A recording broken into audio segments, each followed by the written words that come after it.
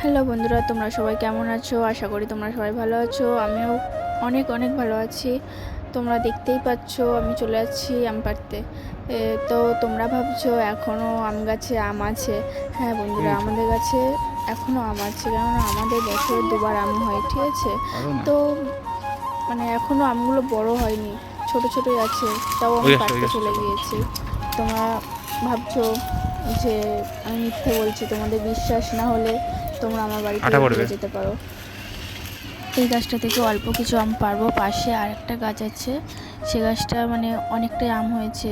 তো মানে এই গাছটা থেকে আর বেশি আম পারলাম না। আর তোমার দাদা ভাই আমাকে বকছে এই গাছটা থেকে মানে বেশি আম পারছি বলে, তাই ওই গাছটায় আমি চলে গেলাম।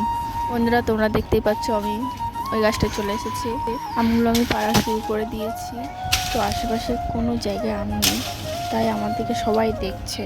পাশে বাচ্চারা, একটা বয়স্ক মানুষ আমার দিকে তাকাচ্ছে। তা আমার মানে হাসিও পাচ্ছে, আবার ভাবছি যে সত্যি তো কোনো গাছেই আম নেই, আমাদের গাছেই আম আছে। তো তোমরা কারা কারা আম খেতে চাও আমাকে বলো, কমেন্টে জানাবে।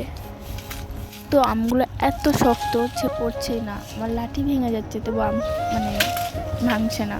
কথাই বলে না যে মুচকাবে তবে ভাঙবে না, আমার লাঠি ভেঙে যাচ্ছে কিন্তু আম পড়ছে না। তাই আমি পারার চেষ্টা করেই যাচ্ছি যে আমি আম পারবই।